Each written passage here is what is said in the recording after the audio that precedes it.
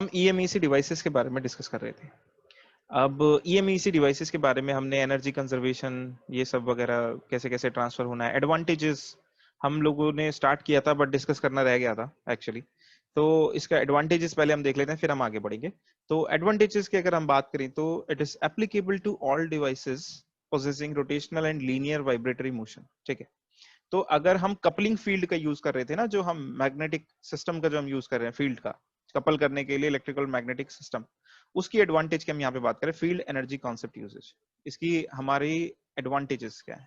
ठीक है, तो ये जो कॉन्सेप्ट है, चाहे आप किसी भी तरह का मोशन प्रोड्यूस कर रहे हो, चाहे रोटेशनल मोशन प्रोड्यूस कर रहे हो, मैकेनिकल एंड आउटपुट जो हम ले रहे हैं, चाहे वो रोटेशनल आउटपुट ले रहे हो आप, चाहे लीनियर ले रहे हो, चाहे वाइब्रेटरी मोशन आप करा रहे हो, डजंट मैटर। ठीक है, हर केस में एनर्जी का कॉन्सेप्ट जो है वो अप्लाई किया जा सकता है, फील्ड एनर्जी का concept.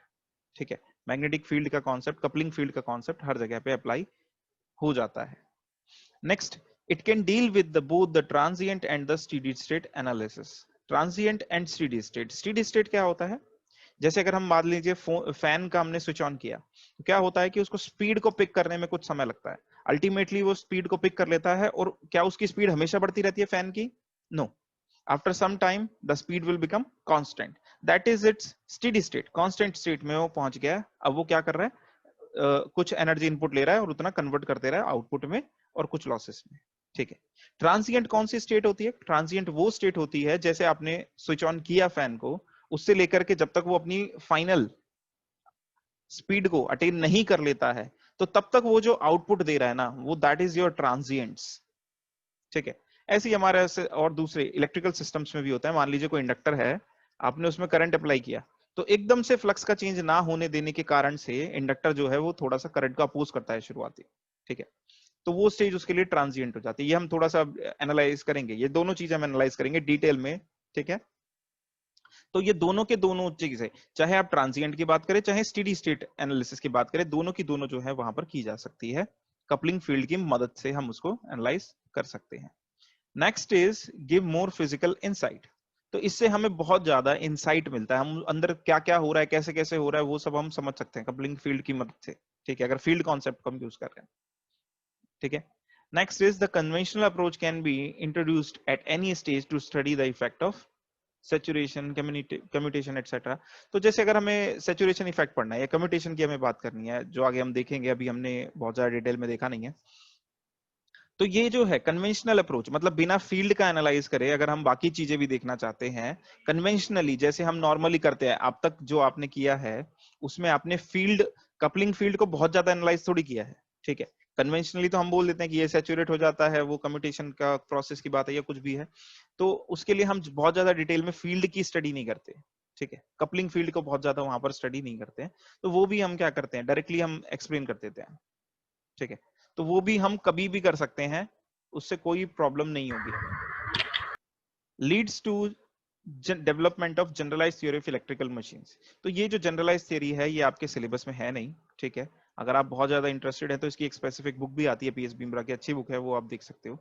Generalise theory of electrical machines क्या कहती है कि ये जो थ्योरी है, ये एक ऐसी थ्योरी डेवलप की जाती है, चाहे वो डीसी मशीन हो, एसी मशीन हो, सिंक्रोनस हो, इंडक्शन हो, डजंट मैटर, वो सबको अकाउंट में लेकर के चलता है।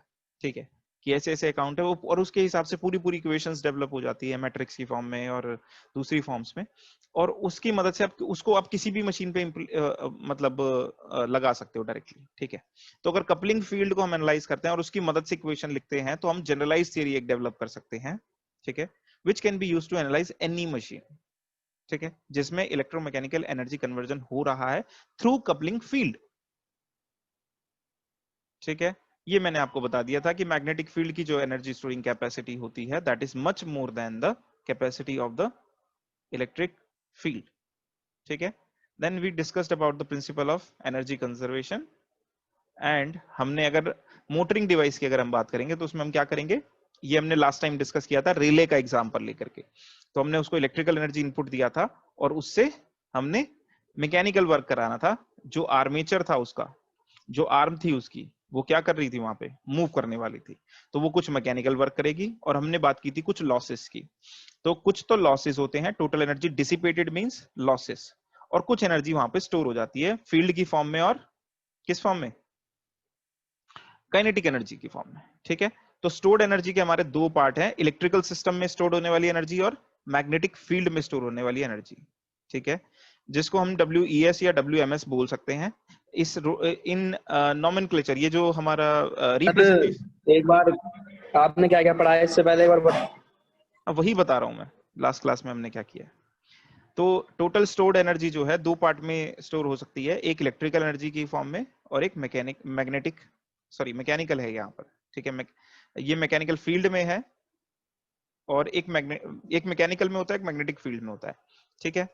तो जो मैग्नेटिक फील्ड में हो रहा है उसको हमने इलेक्ट्रिकल सिस्टम में बोल दिया, स्टोर्ड एनर्जी हो गई, और ये मैकेनिकल वाली हो गई WMS, ठीक है। जो लॉसेस हो गए डिसिपेशन में, एक तो हो गया हमारे पास ओमिक लॉसेस, ठीक है, और दूसरा कोर में होने वाले लॉसेस, तीसरा friction windage losses. Friction windage losses मैंने आपको बताया था, इसमें दो तीन चीजें आती है मेनली, कौन कौन सी? एक तो जब रोटर घूमेगा तो वो एयर से ड्रैग फोर्स महसूस करता हुआ जाएगा, that is our losses included in windage losses particularly. वैसे फ्रिक्शन विंडेज में ही हम उसको काउंट करते हैं, एंड पर्टिकुलरली वो विंडेज लॉस हो गया। एंड मशीन को कूल करने के लिए भी हम जो फैन वगैरह लगाते हैं तो वो जो एनर्जी कंज्यूम करेगा, that will also come under windage losses. What is friction loss? Friction loss जब आपका रोटर घूमेगा या आर्मेचर मूव करेगा या कुछ भी, कोई भी मूविंग पार्ट होगा, तो वो क्या होगा, वो मूविंग पार्ट दूसरे से कनेक्टेड होगा, हवा में थोड़ी ना शाफ्ट रोटेट करने लगेगा, वो किसी और से कनेक्टेड होगा। तो दो पार्ट्स के बीच में, मैकेनिकल पार्ट्स के बीच में जो फ्रिक्शन होगा उस समय, वो आपका फ्रिक्शन लॉसेस हो जाएंगे। और ये आपका टोटल एनर्जी इनपुट है जो कि इन सब पार्ट्स में डिवाइडेड होने वाला है। ये सब हमने डिटेल में डिस्कस किया था लास्ट क्लास में, ठीक है। जनरेटर में उल्टा हो जाएगा, मैकेनिकल एनर्जी देंगे, इलेक्ट्रिकल एनर्जी आउटपुट आपको मिलेगा, कुछ एनर्जी स्टोर हो जाएगी, कुछ लॉसेस होंगे, सेम बिल्कुल, ठीक सर है। कुछ एनर्जी स्टोर क्यों होती है? एनर्जी तो स्टोर होनी ही पड़ेगी। देखो, जब भी आप वर्किंग फील्ड क्रिएट करोगे ना, तो कुछ तो एनर्जी यहाँ पर स्टोर होती ही है। आपने 12th क्लास में भी पढ़ा होगा कि कुछ एनर्जी जो होती है वो इलेक्ट्रिक और मैग्नेटिक फील्ड में स्टोर हो जाती है। जैसे अगर हम एनर्जी डेंसिटी निकाले, अगर आपको ये याद हो तो, अगर आप इलेक्ट्रिक फील्ड में स्टोर होने वाली एनर्जी अगर आप फाइंड आउट करेंगे तो half epsilon not E square, ये शायद आपने पढ़ा होगा। ये इलेक्ट्रिक फील्ड में ये एनर्जी डेंसिटी है, ये एनर्जी नहीं है, ये एनर्जी डेंसिटी है। ऐसे ही मैग्नेटिक फील्ड की अगर हम बात करें तो मैग्नेटिक फील्ड में स्टोर होने वाली जो एनर्जी होती है that is given by half B square upon mu naught या म्यू, वो डिपेंड करेगा कौन सा मीडियम है। ये क्या होगा, ये मैग्नेटिक फील्ड में स्टोर होने वाली एनर्जी डेंसिटी होगी। देखिए ये क्या हो गई, हमारी इलेक्ट्रिक फील्ड की एनर्जी डेंसिटी हो गई, ये हमारी मैग्नेटिक फील्ड की एनर्जी डेंसिटी हो गई। इसको मैं एक बार आपको समझा देता हूँ। जैसे मान लीजिए यहाँ पे आपने कैपेसिटर की प्लेट्स ले ली, ये पॉजिटिवली चार्ज्ड है, ये नेगेटिवली चार्ज्ड है, तो क्या होगा, इलेक्ट्रिक फील्ड लाइंस ऐसे होंगी ना यहाँ पे, ठीक है, पॉजिटिव से नेगेटिव चार्ज की तरफ। तो यहाँ पर इसकी यूनिट वॉल्यूम, एनर्जी डेंसिटी का मतलब डेंसिटी यहाँ पर क्या है, पर यूनिट वॉल्यूम कितनी एनर्जी स्टोर हुई है। तो यहाँ पर अगर आप यूनिट वॉल्यूम ले ले, वॉल्यूम तो आप समझते हैं ना, ऑक्यूपाइड स्पेस अगर हम बात करें, वॉल्यूम क्या होती है, कितना स्पेस ऑक्यूपाई किया हुआ है। यूनिट वॉल्यूम का मतलब मान लो 1 सेंटीमीटर क्यूब की आप बात कर रहे हो, तो एक डब्बा ले लो जिसकी हर साइड क्या है, 1 सेंटीमीटर क्यूब है, तो 1 सेंटीमीटर की है, तो ये क्या हो जाएगा, क्यूब हो जाएगा जिसकी साइड्स कितनी हो गई, 1 सेंटीमीटर की हो गई, तो इसकी वॉल्यूम कितनी हो जाएगी, 1 सेंटीमीटर क्यूब, तो यूनिट वॉल्यूम हो गई। इसके अंदर से ऐसा एक डब्बा अगर यहाँ पे आपने एज्यूम कर लिया है, तो उसके अंदर कितनी एनर्जी स्टोर हो रही है इलेक्ट्रिक फील्ड की, that is your energy density given by this expression. Similarly अगर यहाँ पर आपने इलेक्ट्रिकल की जगह मैग्नेटिक फील्ड बना रखी है, ठीक है, जैसे हम अपना पुराना एग्जांपल ही ले लेते हैं, ठीक है, मान लीजिए ये है हमारा सिस्टम, तो यहाँ पे जो आपने कॉइल लगा करके यहाँ पे मैग्नेटिक फील्ड क्रिएट की है ना, तो इस मैग्नेटिक फील्ड यूनिट वॉल्यूम में कितनी एनर्जी स्टोर कर रही है magnetic field, that is given by this formula. If this volume is greater, जितना ये वॉल्यूम होगी उससे मल्टीप्लाई कर दोगे दोनों तरफ, तो आपको क्या मिल जाएगी, total energy stored in the magnetic field, ठीक है। अब देखो जरा, जब आप कोई भी सिस्टम, ये सिस्टम आप यहाँ पे बना रहे हो, मान लो ये सिस्टम है आपका, ठीक है, तो इस सिस्टम को काम कराने के लिए, इसको मूव कराने के लिए यहाँ पे मैग्नेटिक फील्ड तो होनी चाहिए। अब मैग्नेटिक फील्ड जब आप क्रिएट करवाओगे, ये फ्लक्स जब आप क्रिएट करवाओगे, ठीक है, तो यहाँ पे कुछ एनर्जी स्टोर हो जाएगी ना, यही वाली एनर्जी यहाँ पे कुछ स्टोर हो जाएगी ना, ठीक है, वही हम बोल रहे हैं फील्ड एनर्जी है, वही स्टोर्ड एनर्जी है इसके अंदर, फील्ड के अंदर। दूसरी चीज आप ये देखो जरा, जब ये आर्मेचर मूव करेगा या ये आर्म जब मूव करेगी, या फिर एक काम करो, एक मोटर ले लो, ठीक है, तो ये हमारा अंदर का ऊपर का स्ट्रक्चर हो गया और ये अंदर का रोटर हो गया, जिससे हमारा क्या कनेक्टेड है, शाफ्ट। तो ये क्या करने लगेगा, रोटेट करने लगेगा ये शाफ्ट। जब ये शाफ्ट रोटेट करने लगेगा तो इसकी अपनी कुछ वेलोसिटी भी तो होगी, एंगुलर स्पीड, जिसकी वजह से इसकी कुछ काइनेटिक होगी, एनर्जी होगी, रोटेशनल काइनेटिक एनर्जी, हाफ जे ओमेगा स्क्वायर या आई ओमेगा स्क्वायर हो सकता है, आपने पढ़ा हो, ठीक है। तो वो एनर्जी इसमें है। अब ये कैसे पता चलेगा कि ये एडिशनल एनर्जी और ये वर्क नहीं कर रही है? मान लो आपने क्या कर रहे हो, इससे आपने पंप करवा रहे हो वाटर, आपने वो सिस्टम हटा दिया और ये मोटर को कर दिया स्विच ऑफ, तो भी ये काफी टाइम तक घूमता रहेगा ना, इससे पहले कि ये रेस्ट पर आए काफी टाइम तक घूमता रहेगा ना ये। क्यों घूमता रहेगा ये? क्योंकि इसके अंदर काइनेटिक एनर्जी थी। अब ये काइनेटिक एनर्जी धीरे धीरे जब जैसे ये घूमेगा तो यहाँ पर जो कनेक्शन है उनमें फ्रिक्शन की वजह से, विंडेज की वजह से ये काइनेटिक एनर्जी धीरे धीरे क्या होने लगेगी, कम होने लगेगी। अल्टीमेटली ये क्या हो जाएगा, शाफ्ट रुक जाएगा। लेकिन अगर वो नहीं होता तो इसके अंदर कुछ एनर्जी स्टोर थी ना, एक बार आपने मोटर शुरू किया, स्टार्ट किया, उसके बाद बंद करने के बाद ये रोटर काफी टाइम तक घूमता रहता है, ठीक है, ठीक है। तो कुछ यहाँ पे एनर्जी मैकेनिकल फॉर्म में स्टोर हो रही है, that is our kinetic energy. ये हमने डिस्कस किया था लास्ट टाइम। ऐसे ये जब आर्म मूव करेगी तो फोर्स इंटू डिस्टेंस, जितनी फोर्स इसके ऊपर लग रही है इंटू जितना ये डिस्टेंस कवर कर रही है, एक्स मान लीजिए कर रही है, तो ये क्या हो गया, ये तो वर्क डन हो गया हमारा। लेकिन सिर्फ इतना ही एनर्जी नहीं मिलेगी इस आर्मेचर को, जब ये मूव करना शुरू करेगा तो इसकी वेलोसिटी इंक्रीज होने लगेगी। तो हाफ एम वी स्क्वायर, जितनी शुरू में जीरो वेलोसिटी है और बाद में वी हो गई अगर, तो हाफ एम वी स्क्वायर, इतनी एनर्जी प्लस इतना वर्क डन, इतनी एनर्जी जो है मैकेनिकल सिस्टम ने निकाली है। सिर्फ वर्क डन के बराबर नहीं निकाली, कुछ स्टोर्ड के बराबर भी निकाली है। तो वो एनर्जी मैकेनिकल एनर्जी हो जाएगी ये पूरी, ठीक है। ये वाली पार्ट इसका स्टोर्ड एनर्जी में आ जाएगा, ये वाला पार्ट इसका किस में आ जाएगा, वर्क डन में आ जाएगा, मैकेनिकल वर्क डन में। बोलिए, कुछ डाउट है अभी? No sir. अच्छा एक चीज मेरे को बताइए बच्चों, आपको बहुत मतलब थोड़ा सा दिक्कत हो रही है क्या जो मैं बता रहा हूँ? आपको ऐसा लग रहा है क्या कि मतलब मैं बहुत कुछ पता नहीं क्या अजीब अजीब सब बोलता रहता हूँ? ऐसा तो नहीं लगता है? बोलो सर बोलो। नहीं नहीं आप लोगों को पहले एक चीज, एक दो चीजें मेरे को क्लियर कर दो। आप लोगों को मजा आ रहा है, मतलब लग रहा है कि कुछ समझ में आ रहा है, अच्छा लग रहा है सब्जेक्ट पढ़ने में? क्योंकि अगर मजा नहीं आ रहा है, अच्छा नहीं लग रहा है, आपको लग नहीं रहा है कि आप कुछ सीख रहे हो, तो फिर आपका इंटरेस्ट ज्यादा टाइम तक बना नहीं रहेगा। तो ऐसा लग रहा है कुछ सीख रहे हैं हम? हाँ सर। हाँ, यस सर। और कुछ कॉन्सेप्ट क्लियर हो रहे हैं। देखिए दिक्कत तो आपको आएगी 100% में, वो इनएविटेबल है। क्यों इनएविटेबल है वो चीज? क्योंकि आप लोगों को वर्क डन क्या होता है, टॉर्क क्या होता है, काइनेटिक एनर्जी क्या होती है, न्यूटन्स लॉज क्या होते हैं, ये सब चीजें ठीक से नहीं पता होंगी, मैं 100% श्योर इस बात को लेकर। अब जब वो चीजें नहीं पता होती, या फील्ड का जो मैग्नेटिक फील्ड की अगर हम प्रॉपर्टीज की बात करें, ये सब चीजें हम 12th में पढ़ते हैं या 11th में पढ़ते हैं या फर्स्ट ईयर में पढ़ते हैं, लेकिन मैं 100% श्योर हूँ आप में से किसी को भी अच्छे से ये चीजें नहीं आती हूँ, जिसकी वजह से थोड़ा सा स्ट्रगल तो करना पड़ेगा।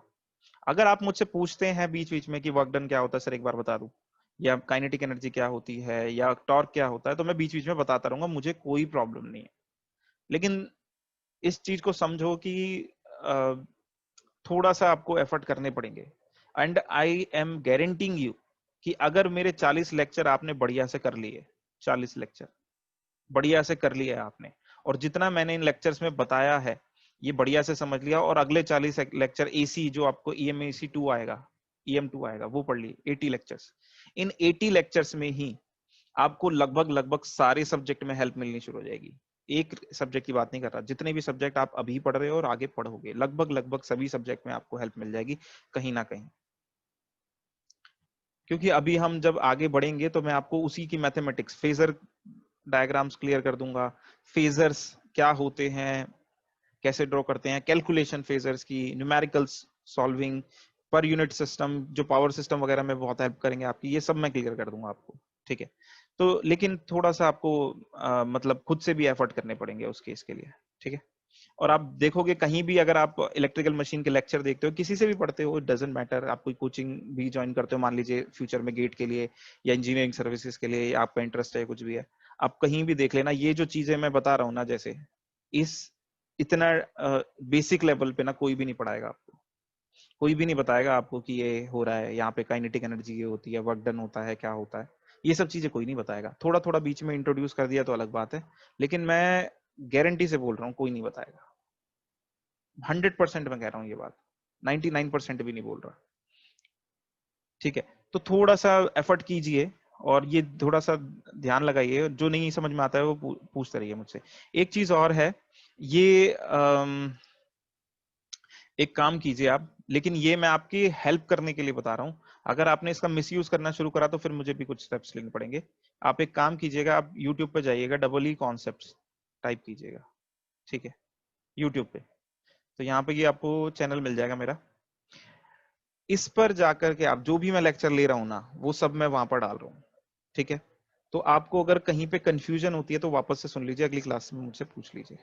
लेकिन अगर आपने इसको वे बना लिया कि आप क्लास अटेंड नहीं करोगे, सिर्फ यूट्यूब पे सुन लोगे, तो मैं अपलोड करने बंद कर दूंगा लेक्चर्स वहां पे, ठीक है। तो जब तक क्लास में अटेंडेंस रहेगी तब तक वहां पे लेक्चर्स आते रहेंगे, नहीं तो मैं बंद कर दूंगा। और ये बीच में ये आप नोट कर लो, नोट डाउन कर लो इसको, और इसमें जाकर के आप लेक्चर्स देख लेना, कहीं भी डाउट होगा तो मुझसे पूछ लेना, क्योंकि आप में से कई लोग बोल रहे थे ना कि क्योंकि मैं ज्यादा लिख नहीं रहा हूँ, डायग्राम्स वगैरह ही एक्सप्लेन कर रहा हूँ, तो हो सकता है दिक्कत हो। तो यहाँ पर जाकर के आप देख लेना, सुन लेना वापस से अगर आपको प्रॉब्लम हो तो, ठीक है, ठीक है, यस सर। चलिए। ठीक है सर। और एक चीज और है, इस पे ही मैं सर्किट एंड सिस्टम्स के भी लेक्चर डाल रहा हूँ, क्योंकि मैं S19 में पढ़ा रहा हूँ सर्किट एंड सिस्टम। ये मत करना कि तुमने S19 के लेक्चर वहां देखने शुरू कर दिए और अपनी क्लास में बंद कर दिए। ऐसा करोगे तो मैं जैसे ही मुझे पता चलेगा मैं तुरंत बंद कर दूंगा लेक्चर्स अपलोड करने वहां पे। आप क्लास में तो बैठेंगे ही बैठेंगे, उसका कोई ऑल्टरनेटिव नहीं है आपके पास। अगर आपने लेक्चर सर लेने कब से करोगे अपलोड? अपलोडेड है ऑलरेडी, ऑलरेडी अच्छा। अपलोडेड है, ठीक है। लेकिन जहां मुझे लगा कि आपने कुछ प्रॉब्लम क्रिएट करनी शुरू की है, मैं वहां पर बंद कर दूंगा अपलोड करने। फिर जब आपका सिलेबस खत्म होगा उसके बाद, आपके एग्जाम के बाद मैं वहां पे अपलोड करूंगा। फिर लेक्चर्स तो मेरे वैसे भी इकट्ठे कर ही रहा हूँ, लेकिन फिर मैं उसके बीच में बंद कर दूंगा अगर आपकी अटेंडेंस कम हुई तो। ये बिल्कुल ध्यान रखना, ये स्ट्रिक्टली बोल रहा हूँ, ये इसीलिए मैंने अब तक आपको बताया नहीं था ये चीज, ठीक है। चलिए, ओके, ठीक है। तो क्या हम डिस्कस कर रहे थे, हमने ये डिस्कशन कर रहा था एनर्जी डेंसिटी के बारे में, कि फील्ड में कैसे एनर्जी स्टोर होती है और काइनेटिक एनर्जी कैसे स्टोर होती है सिस्टम में। स्टोर्ड एनर्जी की हमने इस स्लाइड पे बात कर लिया, ठीक है। नेक्स्ट हमारे पास क्या था, स्टोर्ड एनर्जी थी और कुछ लॉसेस थे, तो वो भी हमने रिले की मदद से हमने देख लिए थे, ठीक है। अब उस डायग्राम को मैं एक बार याद भी दिला देता हूं आपको। देखो यहाँ पे कुछ ओमिक लॉसेस होंगे क्योंकि इस वायर का कुछ रेजिस्टेंस होगा। जब ये फ्लक्स इस कोर से पास करेगा, कर्सर दिख रहा है आपको, जब ये फ्लक्स ऐसे पास करेगा तो क्या होगा, यहाँ पे कोर में कुछ लॉसेस होंगी, हीटिंग होगी, किस वजह से, एडी करंट और हिस्टेरेसिस की वजह से। तो कुछ लॉसेस मैग्नेटिक लॉसेस हो गए यहाँ पे, कुछ कॉपर लॉसेस हो गए जो वायर के अंदर होंगे, ठीक है, और कुछ यहाँ पे घर्षण यानी फ्रिक्शन और विंडेज की वजह से होंगे, ठीक है। तो ये सारे लॉसेस है। जब हम मशीन को लोड कर देते हैं तो एक और तरह के लॉस आते हैं, स्ट्रे लोड लॉसेस, और वो थोड़ा सा वेरिएबल होते हैं, वो कांस्टेंट नहीं होते, तो वो हम उसके बारे में बाद में डिस्कस कर लेंगे, ठीक है। तो these are the losses, stored energies, and कितना वर्क डन हो रहा है और ये कैसे सिस्टम काम कर रहा है, इतना हमने डिस्कस कर लिया था रिले के बारे में लास्ट क्लास में, ओके। अब हमें जो करना है, अब हमें इसका मैथमेटिकल एनालिसिस करना है, ठीक है।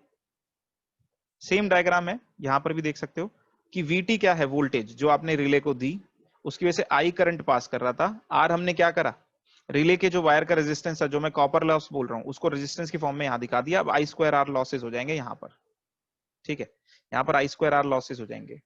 उसके बाद यहाँ पे कुछ वोल्टेज ड्रॉप हो जाएगी। अगर आपने यहाँ पे वोल्टेज लगाई और कुछ यहाँ पे वोल्टेज ड्रॉप हो जाएगी, यहाँ पे जो वोल्टेज मिलेगी आपको वो जो आपने अप्लाई की थी उससे कम मिलेगी। तो हमने इसको VT, टर्मिनल वोल्टेज, जितनी अप्लाई की थी टर्मिनल्स पे उसको VT बोल दिया, टर्मिनल वोल्टेज, और जितनी रिले को मिल रही है उसको हमने E बोल दिया, EMF, E। अब इसकी वजह से मैग्नेटिक फील्ड वगैरह क्रिएट होगी यहाँ पर, और यहीं इसी की वजह से यहाँ पर हीट लॉस होंगे, किसमें, फील्ड में होंगे। ओके, तो अब यहाँ पे फील्ड में लॉसेस होंगे। नेक्स्ट जो है आपके पास मैकेनिकल सिस्टम हो गया यहाँ पे, ठीक है, मैकेनिकल सिस्टम हो गया। अब कपलिंग फील्ड से लॉसेस होने के बाद आप राइट साइड में बढ़ोगे, यहाँ पे आपको ये जो टॉर्क और ये जो एंगुलर स्पीड है ये आपको मिल रहा है यहाँ पर, ये देखो, ठीक है। लेकिन इसका कुछ पार्ट जो है वो फ्रिक्शन विंडेज की वजह में चला जाएगा। तो अल्टीमेटली जितना टॉर्क डेवलप हो रहा है यहाँ पर फील्ड के बाद, जितना डेवलप हो रहा है एक्चुअल में आपको उतना नहीं मिलता, उससे थोड़ा सा कम मिलता है। कितना कम मिलेगा, जितना विंडेज और फ्रिक्शन में चला जाएगा उसके बाद जो बचेगा उतना हमें मैकेनिकल सिस्टम को हमारे मिलेगा। फाइनली ये है, ये पूरा इसका एनर्जी फ्लो डायग्राम हो गया एक तरह से, कैसे कैसे सिस्टम में कंपोनेंट्स कनेक्टेड हैं और कैसे कैसे उनमें लॉसेस हो रहे हैं। ठीक है, अब देखिए जरा,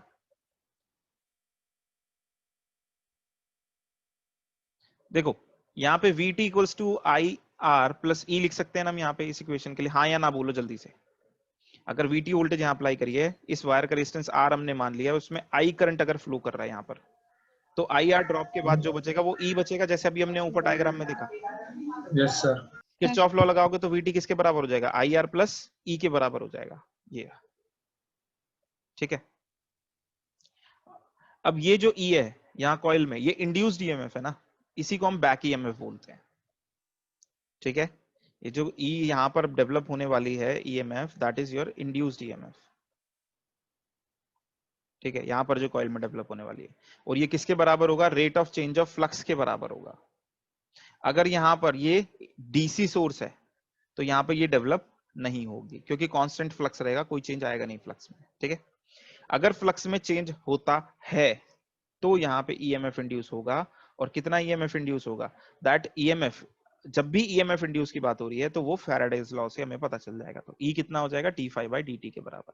d5/dt क्या है हमारा, जितना फ्लक्स इसके अंदर जा रहा था उसमें जो चेंज है, टोटल फ्लक्स में चेंज है, टोटल फ्लक्स लिंकेज। फाई क्या है, टोटल फ्लक्स लिंकेज है यहाँ पर, जो पूरी कॉइल से लिंक्ड है और पूरा ये पास कर रहा है सर्किट से, उसमें जितना चेंज आ रहा है that will be equals to the EMF generated. तो ई की जगह पर हम क्या लिख सकते हैं, यहाँ पर ई की जगह पर हम ये एक्सप्रेशन लिख सकते हैं, ठीक है। तो हमने जो ये किरचॉफ लॉ से इक्वेशन बनाई थी, उसमें ई को फैराडेज लॉ से रिप्लेस करने के बाद हमारे पास ये इक्वेशन बच जाएगी। फाइनली हमें क्या करना है, हमें एनर्जीज निकालनी है। तो देखो वीटी में हमें पता है पावर क्या होती है, V इंटू आई होती है, और एनर्जी क्या होगी, V into I into T हो जाएगी, ठीक है।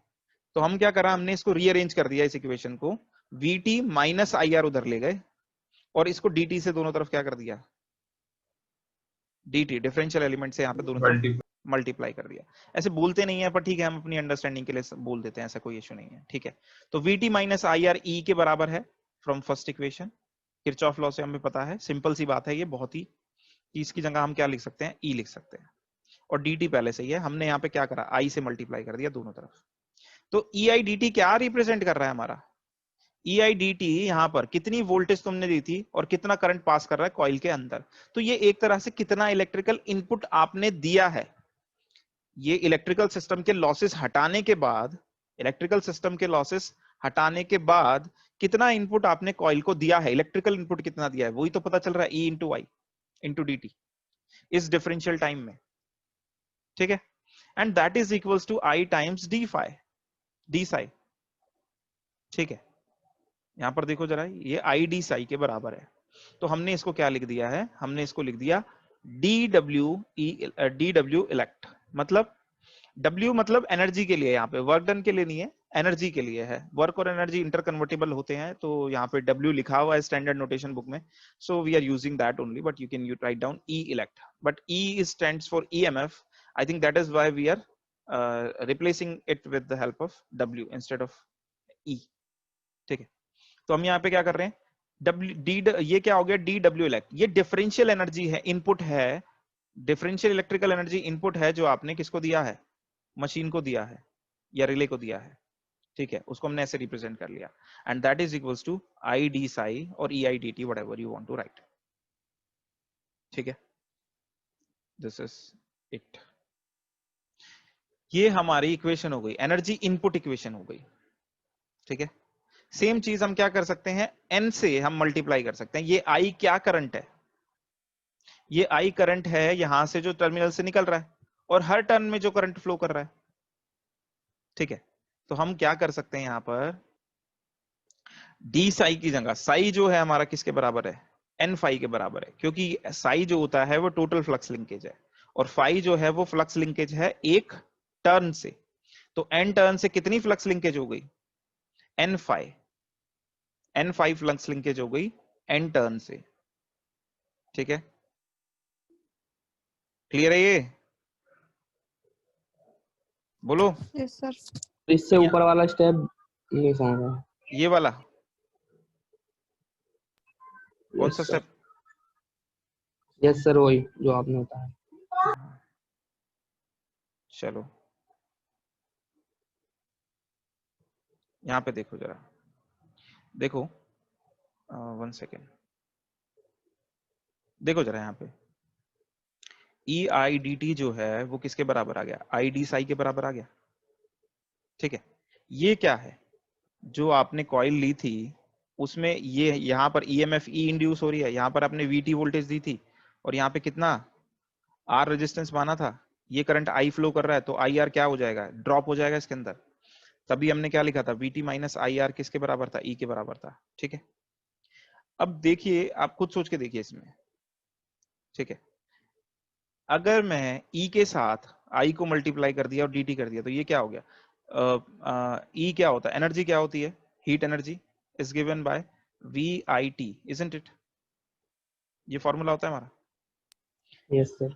तो ये क्या हो गई, कितनी एनर्जी हमने इस कॉइल को दी है, कॉइल को दिया मतलब पूरे सिस्टम को दिया, इस वाले को मिला करके। तो electrical energy input after copper losses कितना हो गया, ये हो गया।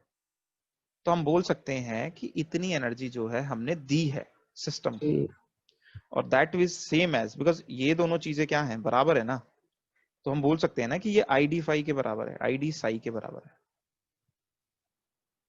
क्लियर। नेक्स्ट ये क्या है, ये टोटल फ्लक्स लिंकेज है पूरी कॉइल से, हर टर्न से। अगर इसमें एन टर्न्स है तो साई को हम क्या लिख सकते हैं, एन फाई लिख सकते हैं। अगर सारा का सारा फ्लक्स हर टर्न से यस लिंक सर। कर रहा है तो हम ऐसे लिख सकते हैं। उस केस में इस इक्वेशन को हम कैसे लिख सकते हैं, I D N phi, psi की जगह हमने क्या लिख दिया, एन फाई लिख दिया। अब अगर हमने एन फाई लिखा है, एन तो कांस्टेंट है, डी क्या बता रहा है, ये तो चेंज को रिप्रेजेंट कर रहा है। एन बाहर लिया जा सकता है, इसका मतलब आई एन हो गया, और ये हो गया डी फाई। आई एन क्या होता है, ये एमएमएफ होती है, काला हमने, वाला कंगा दे दो मेरा, गोल वाला। ओए कौन है ये,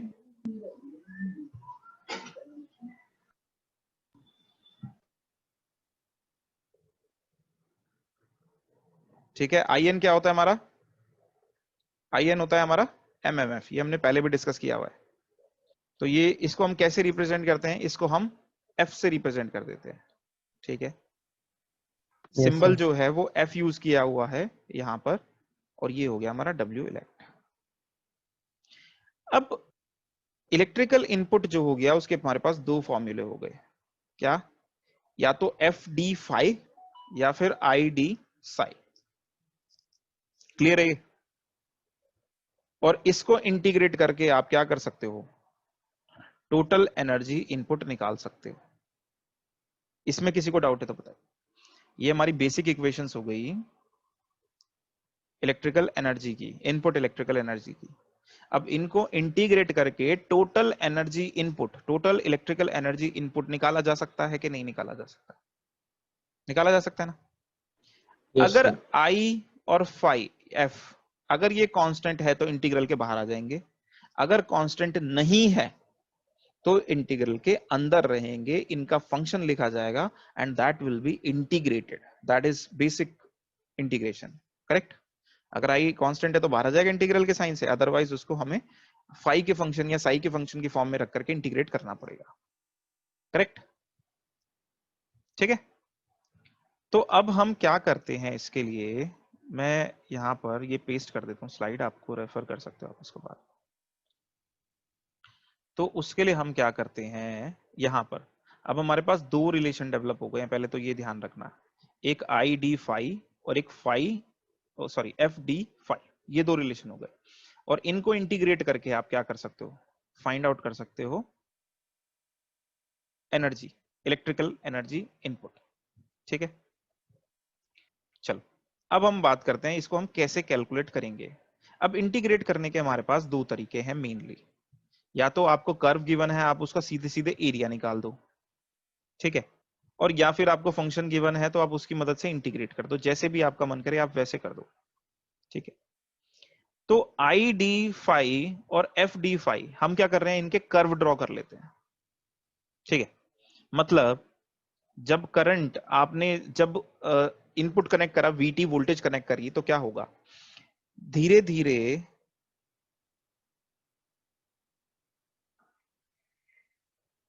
देखो जरा, जैसे ही आपने यहाँ पे कॉइल कनेक्ट की है और यहाँ पे सोर्स कनेक्ट किया वीटी, सोच के देखो आप, धीरे धीरे क्या होगा, यहाँ पे मैग्नेटिक फील्ड में चेंज आएगा, तो यहाँ पे फ्लक्स जो है दैट इज वेरिएबल। ठीक है, आप अगर इसे एसी मान लो, साइनोसॉइडल एसी, तो you can assume that this phi और साई इज वेरिंग साइनोसॉइडली। ठीक है, क्यों, क्योंकि इसके अंदर जो करंट था वो साइनोसॉइडली वेरी कर रहा था, तो n टाइम्स आई जो है वो साइनोसॉइडली वेरी कर रहा था, मतलब एमएमएफ साइनोसॉइडली वेरी कर रही थी, तो फ्लक्स क्या होता है, एमएमएफ अपॉन में रिलक्टेंस होता है। ठीक है, अगर ये आर मूव नहीं कर रही है तो रिलक्टेंस तो क्या हो गया, कांस्टेंट हो गया। ठीक है, और एफ क्या हो गया, एमएमएफ। जब ये साइनोसॉइडली मूव करेगा, चेंज करेगा एफ, तो फ्लक्स भी तो साइनोसॉइडली चेंज करेगा ना, क्योंकि ये तो कांस्टेंट है डिनोमिनेटर, तो जैसे जैसे न्यूमरेटर बिहेव करेगा वैसे वैसे फ्लक्स बिहेव करेगा या फिर साई बिहेव करेगा। क्लियर। तो हमने क्या करा, यहां पे मैग्नेटाइजेशन कर्व ड्रॉ किया है कि आई और साई में क्या रिलेशन है। ठीक है, यहां पे देखो जरा, phi is directly proportional to F, है कि नहीं, देखो इस रिलेशन में से flux equals to MMF upon में रिलक्टेंस, इससे हम बोल सकते हैं ना कि फ्लक्स डायरेक्टली प्रोपोर्शनल है एमएमएफ के। इसमें किसी को डाउट है क्या, जल्दी बोलो हाँ हाँ या सर। ना। चलो, इसका मतलब अगर f जो है वो f not sign omega T है, ठीक है, तो फ्लक्स भी कुछ ऐसा ही होना चाहिए ना, phi M sine omega T. देख लो, अगर ये साइन ओमेगा टी फंक्शन है तो ये भी साइन ओमेगा टी फंक्शन होना ही चाहिए, कुछ और हो ही नहीं सकता। क्यों, क्योंकि आपका जो फ्लक्स है that is directly proportional to f।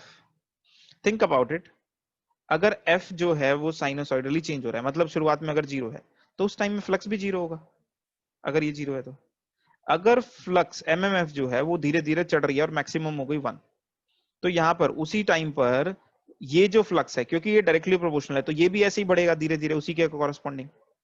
अब जैसे जैसे एमएमएफ गिरेगी वैसे वैसे ये फ्लक्स भी गिरेगा, जैसे जैसे ये डायरेक्शन चेंज होगी, एमएमएफ की डायरेक्शन चेंज होगी, मतलब करंट की डायरेक्शन पलटती है, एमएमएफ की डायरेक्शन बदल जाएगी, तो फ्लक्स भी अपोजिट डायरेक्शन में मूव करने लगेगा। जब भी डायरेक्टली प्रोपोर्शनल है, इसका मतलब जैसे वेरिएशन एफ का है सेम वेरिएशन फाई का है। दैट मींस अगर ये साइनोसॉइडल है तो ये भी साइनोसॉइडल है। क्लियर है ये चीज। Okay sir. नेक्स्ट एक और चीज आपको यहाँ पे देखनी है, यस सर। जो सर डाउट, हाँ बोलिए। सर आपने ऊपर डायग्राम में क्या बताया था वो बताना एक बार। इस डायग्राम में हमने ये बोला यस था सर। कि यहाँ पर जो ईएमएफ हमने प्रोड्यूस करी है ना वीटी वोल्टेज लगा करके, तो यहाँ पर ये जो होगा, ये फ्लक्स जो होगा ये करंट पे डिपेंड करेगा ना, देखो, क्योंकि फाई क्या होता है, एमएमएफ अपॉन में रिलक्टेंस होता है। ठीक है, तो जैसे जैसे आपकी एफ वेरी करेगा यानी एमएमएफ वेरी करेगी, वैसे वैसे आपका फ्लक्स वेरी करेगा। क्लियर है ये हम पहले भी बढ़ चुके हैं ओके ये सर। चीज, सेम चीज। अब देखो, जितना करंट बढ़ेगा उतना फ्लक्स बढ़ेगा, और क्योंकि यहाँ पे एयर गैप है तो इस पाथ की रिलक्टेंस काफी ज्यादा होगी।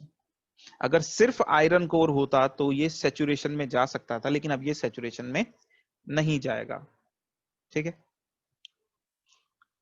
तो होगा क्या, अगर मैं आई के एफ के कॉरेस्पॉन्डिंग फाई का कर्व अगर मैं ड्रॉ कर रहा हूं, ठीक है, तो मैंने क्या करा, एफ को 0 से बढ़ाना शुरू करा, तो मैंने देखा कि फ्लक्स भी क्या होगा, जैसे जैसे एफ बढ़ रहा है वैसे वैसे क्या होगा, फ्लक्स बढ़ना शुरू होगा. They are directly proportional and they are having power 1, so the relation will be a straight line. कब तक? जब तक आर क्या है, कांस्टेंट है. और क्योंकि एयर गैप है तो रिलक्टेंस सफिशिएंट होगा और कांस्टेंट होगा, बहुत ज्यादा इसमें वेरिएशन नहीं आएगा. तो यहां पर आपको क्या मिल जाएगी, स्ट्रेट लाइन मिल जाएगी. सेम चीज यहां पे लिख सकते हो आप, दोनों तरफ क्या कर सकते हो, ठीक है, आप इसको फाई से साई से रिप्रेजेंट कर सकते हो और इसकी जगह यहाँ पे आई लिख सकते हो, एक ही बात है. तो चाहे तो आप साई आई कर्व ड्रॉ कर लो, वो भी सेम ही होगा, और चाहे आप फाई एफ कर्व ड्रॉ कर लो, both will be one and same only, बिल्कुल सेम शेप आएगी. ठीक है, आपने क्या करा, ये कॉइल लपेट दी इस आयरन के ऊपर, पीस के ऊपर, तो ये फ्लक्स जो होगा वो कुछ ऐसे मूव करेगा, सपोज करो. ठीक है, अब इसमें जब करंट फ्लो करेगा कॉइल के अंदर, तो जैसे जैसे करंट बदलेगा वैसे वैसे फ्लक्स नहीं बदलेगा क्या, आप सोच के बताओ. अगर करंट इंक्रीज होगा तो फ्लक्स भी क्या होगा, इंक्रीज होगा. मान लो आप, इंक्रीज। है ना, अगर ये रिलक्टेंस कांस्टेंट है और ये जो कोर है ये मैग्नेटाइज नहीं हो रहा है, सैचुरेट नहीं हो रहा है. सैचुरेट का मतलब अब इसमें और ज्यादा मैग्नेटिक डोमेन अलाइन ही नहीं हो रहे, वो केस नहीं आ रहा, वो सिचुएशन अगर नहीं आ रही है, तो आप सोच के देखो कि अगर phi is directly proportional to I होता है ना, अगर आपने करंट को डबल करा तो फाई क्या हो जाएगा, डबल हो जाएगा कि नहीं हो जाएगा, देखो. Yes sir. अगर आपने इसको हाफ कर दिया तो ये कितना हो जाएगा, हाफ हो जाएगा कि नहीं हो जाएगा. तो ये दोनों प्रोपोर्शनैलिटी का मीनिंग क्या है कि दोनों में ये रिलेशन बना रहेगा हमेशा. जितना ये गुना ये होता जाएगा आई, उतना ही टाइम्स जो होगा हमारा फाई होता जाएगा. ऐसा रिलेशन कैसे रिप्रेजेंट होगा, या फिर आपने इक्वेशन भी देखी होगी स्ट्रेट लाइन की, that is equals to Y is equals to M X plus C. mx plus. अब यहाँ पे जब भी दो वेरिएबल्स हैं आपके पास और उनकी सिंगल पावर है, हमेशा, यहाँ पे भी तो हम ऐसे लिख सकते हैं y is proportional to x. तो जब भी दो वेरिएबल्स होंगे जिनकी सिंगल पावर होगी, वो हमेशा स्ट्रेट लाइन ही बनेगा. अब आप ये देख लो जरा, अगर ये जीरो है, आई जीरो है, तो फ्लक्स भी तो जीरो होगा ना. बिना करंट के फ्लक्स बन सकता है क्या, नहीं बन सकता. जब तक कॉइल के अंदर करंट नहीं पास करेगा तब तक ये फ्लक्स थोड़ी प्रोड्यूस करेगा, मैग्नेटिक फील्ड प्रोड्यूस कर यस देंगे क्या, सर। नहीं. नहीं। तो कहने का मतलब ये है कि जब आप इस रिलेशन से कर्व ड्रॉ करोगे, यहां पर आई वर्सेस सपोज करो साई, टोटल फ्लक्स लिंकेज, तो जैसे जैसे करंट बढ़ेगा वैसे वैसे फ्लक्स नहीं बढ़ेगा, और बिल्कुल लीनियरली बढ़ेगा. ऐसे ही सेम चीज को हम दूसरी टर्म्स में बोल सकते हैं, एफ और फाई बोल सकते हैं, जो अभी हम बात कर रहे थे, लेकिन रिलेशनशिप तो सेम ही रहेगी ना, स्ट्रेट लाइन ही रहेगा कि नहीं रहेगा, ये देख लो जरा खुद से. ठीक है, ओके. अब आपने 12th क्लास में एरिया अंडर कर्व में पढ़ा होगा, मान लीजिए आपके पास कोई भी कर्व है एक्स वाई जेड, कुछ से फर्क नहीं पड़ता, और आप ये एरिया फाइंड आउट करना चाहते हो, तो ये area is as good as Y D X integral, कहां से कहां तक, 0 से लेकर के x1 तक, है कि नहीं है बताओ, ये पढ़ा था. यस सर, ये सर पढ़ा तो था। हाँ, सेम चीज मान लो अगर आपको y एक्सिस के हिसाब से निकालनी होती, यहां से y, और ये अगर dx है, सॉरी ये अगर x है, तो अगर आपको एरिया ये वाला निकालना होता, नीचे वाला नहीं, x एक्सिस के साथ नहीं, y एक्सिस के साथ एरिया निकालना होता, तो आप क्या लिखते, x dy X T Y. Integral 0 से y1. 0 से y। होगा कि नहीं होगा, खुद सोच के यस यस बताओ. सर। सर। अब यहां पर जब हमने कर्व ड्रॉ किया, खुद सोच के देखो इस बात को, हमने ये किया ही क्यों था, क्योंकि हमें तो एनर्जी निकालनी थी ना, dw इलेक्ट्रिकल इनपुट, और ये किसके बराबर थी, आई डी साई, या फिर अभी मैं आई डी साई की मदद से ही निकालता हूं, ये साई हो गया, ये आई हो गया. अगर आपने साई आई कर्व ड्रॉ किया है, ये आप मुझे नहीं बता सकते हो क्या कि कितना होगा ये आई डी साई. मान लीजिए ये आपका साई 1 है, ठीक है, ठीक है, तो ये एक्चुअल में कौन से कौन से एरिया को रिप्रेजेंट कर रहा है? अगर मैं इसको इंटीग्रेट कर रहा हूं तो ये हमारा आई क्या है, एक्स एक्सिस पे हो गया, ये डी साई क्या हो गया, वाई एक्सिस पे हो गया, और इसको हमें इंटीग्रेट करना है 0 से y तक। भाई y के रेस्पेक्ट में कर रहे हैं तो उसी की लिमिट होगी। तो ये हो रहा है ना, तो ये एक्चुअल में इस एरिया को नहीं रिप्रेजेंट कर रहा क्या? Yes sir. Yes sir. अगर ये करंट I1 है और ये वैल्यू psi1 है तो ये एरिया कितना होगा? इसको इंटीग्रेट करके निकाल लो, चाहे एरिया ऑफ ट्रायंगल की मदद से निकाल लो, half into base into altitude. तो बेस कितना हो गया psi1 और अल्टीट्यूड कितना हो गया I1, या फिर अगर I और psi ही लिख रहे हो तो half into I into psi हो जाएगा। बताओ, ये हमारी टोटल इलेक्ट्रिकल एनर्जी इनपुट हो जाएगा। बोलो होगा कि नहीं? Same yes. चीज को अगर हमें फाई एफ कर्व से शो करना है तो पहले अपना फॉर्मूला देखो क्या है। फॉर्मूला हमें क्या बोल रहा है कि ये हमें इंटीग्रेट करना है एफ डी फाई, ऐसे इंटीग्रेट करना है, ठीक है। यानी कौन सा एरिया चाहिए? ये वाला एरिया चाहिए ना, ठीक है। और ये एरिया फिर से फाई 1 तक मान लो, तो ये कितना हो जाएगा, हाफ इंटू F1 इंटू में फाई 1, अगर ये F1 है तो। बोलो,